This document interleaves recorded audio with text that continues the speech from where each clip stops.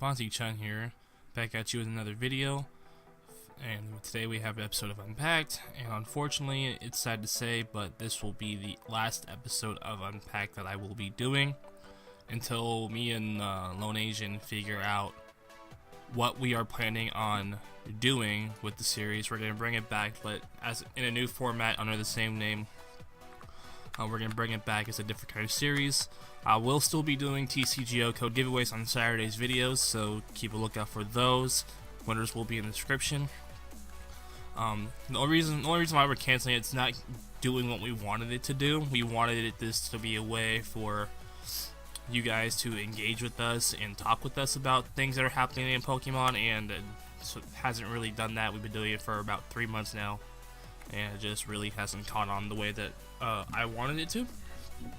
So we are gonna take a brief hiatus from Unpacked as a series and come back with it with a different format and go from there.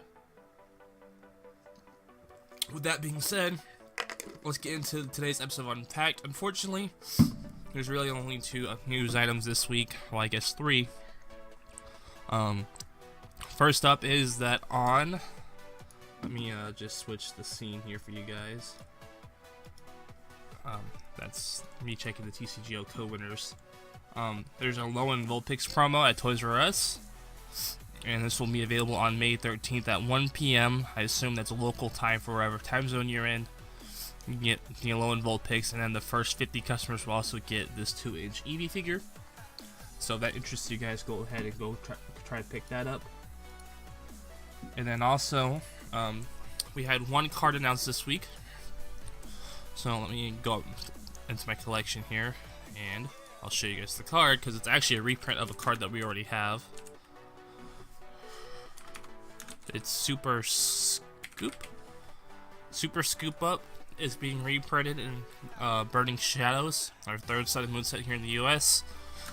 This is a pretty good card. It saw a lot of play. It still sees a lot of play in Expanded. I kind of like this card being reprinted just because of how slow the new standard format looks like it's going to be. This will let you pick up any cards on any Pokemon on your side of the field, and you put all cards attached into your hand.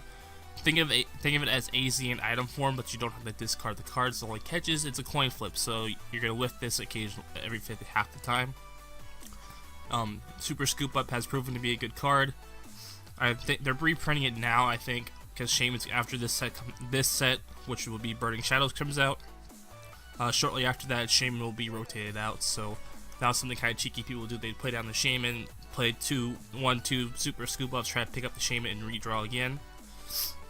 It's really useful if you're trying to pick up a Pokemon that might get knocked out, or if you want to replace, or in this case, similar to the Shaman incident, replaying cards like Tapu Lele, Tapu Koko. They both have abilities from when you play them from your hand onto your bench.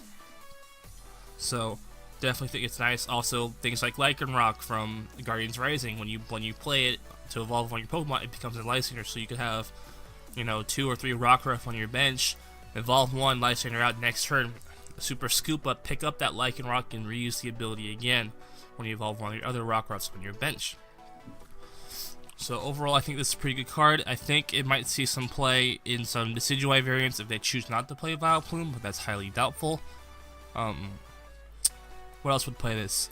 Pretty much any other deck that's playing Shaman, but I think people will go for Arceola more because of the fact that it's a guaranteed. It's also not an item. Just with how prevalent item lock has been. I definitely can see Lapras playing this to avoid getting a Lapras knocked out with a lot of damage on it.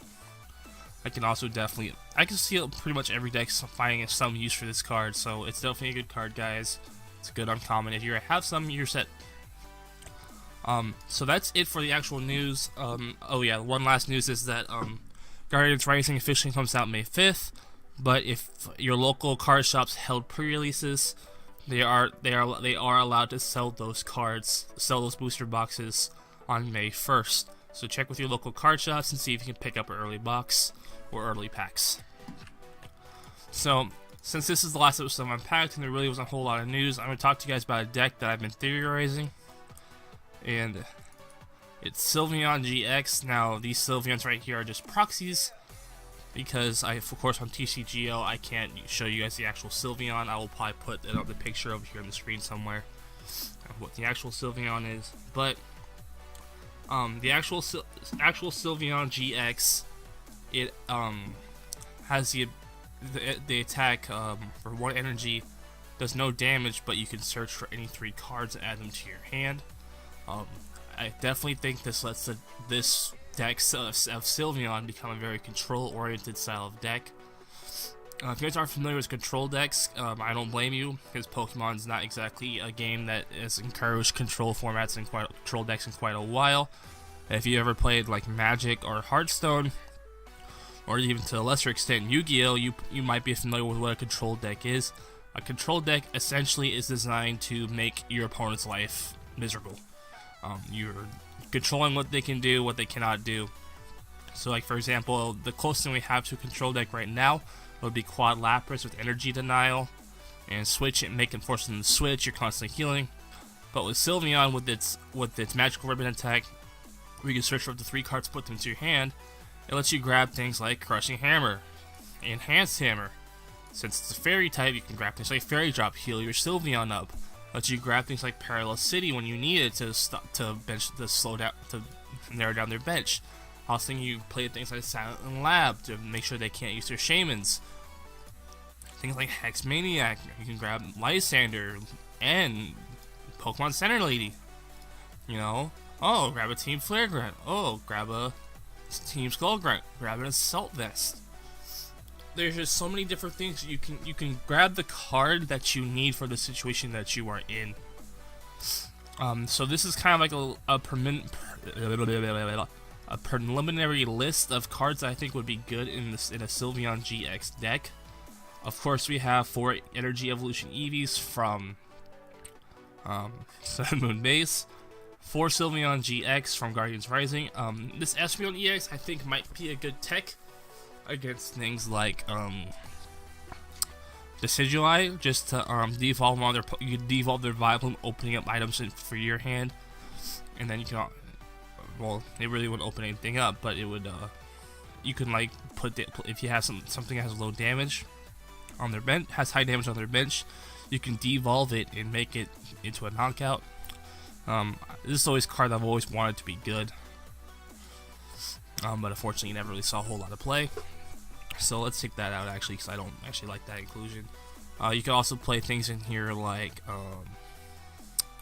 unfortunately Fairy does not really have a really great typing advantage, so you can play things like Jolteon, Flareon, and Vaporeon from Ancient Origins to boost your damage output, because Sylveon does have actually a pretty decent attack for a Fairy Energy and double colorless. Fairy Wind, it does 110 damage, which is actually not a horrible attack. With things like Professor Kukui and Choice Band, you'd be going up to, well, Choice Band you'd be going up to 140. That lets you 2-shot, I think, Kukui, followed by a non-Kukui Fairy Wind. That is 240 damage. You're very close to knocking pretty much anything out in the format. And then, being a Fairy type, it doesn't really have a great type advantage over anything. The only thing with a Fairy weakness is Dragons, and Dragons really haven't seen a whole lot of play. And then a Metal weakness is not bad, because the only really competitively viable Steel deck currently is Scizor, and it really hasn't seen a whole lot of play since the Mega Gardevoir started seeing less and less play. Its retreat cost, its resistance dark is actually really good right now with how popular Turbo Dark is. So overall, I think Sylveon definitely has a place in the format. Whether that comes in, before Worlds or after Worlds, I definitely see it coming out. So we have things like Crushing Hammers in here to deny energy. We have things like Enhanced Hammer to deny special energy because of how popular that is. Decidueye, Vileplume play special energy. Umbreon play special energy. Turbo Dark, if they're playing Yveltal or a Giratina variation, will play special energy. What else plays special energy? Any deck that plays Tauros probably is running special energy too. It's just all. So yeah, so I definitely think Enhanced Hammer has a place. Or an Escape Rope, because Escape Rope is always good. 2 Fairy Drops just to heal off damage and mess with your opponent's math. Trader's Mail to search for cards.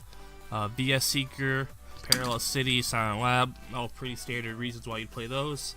Hex Maniac to shut down abilities for your opponent's turn. 2 copies of Lysander to either stall your opponent or take easy knockouts. 3 copies of N just to shuffle. 1 copy of Pokemon Center Lady. 1 Kukui, 4 Sycamore. Team Flare Grunt to deny energy. Team Skull Grunt to deny energy from their hand. Which the nice thing is that you also get look at their hands, so that gives you more information that you didn't have before. Playing control deck information is key. Now, people might ask you, why don't you play Gumshoes? Well, because Gumshoe sucks. It's a Sage 2, and it's not very good. It doesn't have a good attack, so, not exactly the greatest. 2 Assault Vests just to slow down, because Special Energy is still very prevalent today. And then we play 4 Double Carlos, and I was thinking about 6 Fairy Energy. Now, some other things that would definitely be included in this deck would probably be Field Blower. Again, a card on the screen somewhere. Malo would probably be decent, although don't really know why you play. Oh, excuse me, Malo. Rescue Stretcher to grab that Sylveon that gets knocked out if you need it. You could also play things like Choice Band to increase your damage output against EXs and GXs. So yeah, I definitely think Sylveon is definitely one of those cards that has a place in this format. It's just a matter of when it comes out into play.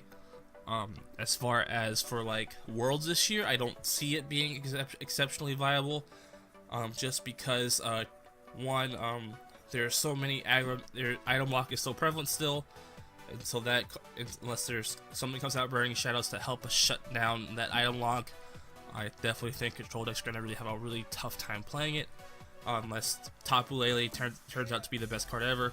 Although you could play Tapu Lele in this deck too, that's another card for it to include. Tapu Lele just to grab those Hex Maniacs would definitely be amazing. So guys, this is the last episode of Unpacked until I bring it back as a new series. I will be giving out TCG codes in Saturday's video still, so the question of the day is what card from what Pokemon from Guardians Rising are you most excited to pull? Is it Tapu Lele? Is it Tapu Koko? Is it Sylveon? Is it Toxapex, Metagross, Kommo-o, Wishy-Washy? We got any Wishy-Washy fans out there? Tyranitar, Ninetales, Lycanroc, Vikavolt, Drampa. Y'all want that Drampa. Alright guys, till next time, peace out, catch you later, have a great day. Meowth, Manson, Kelfkey, Armor, Fluffy, we got a Klotzer, Break.